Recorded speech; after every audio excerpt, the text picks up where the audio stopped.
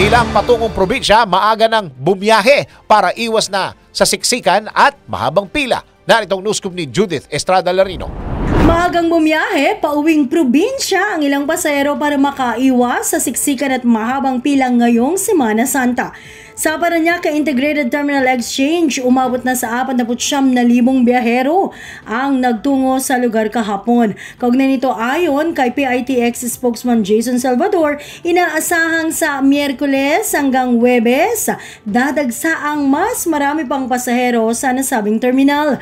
Mayroon ring Police at Bureau of Fire Protection Assistance Desk upang tutukan ang seguridad ng mga biyahero sa PITX.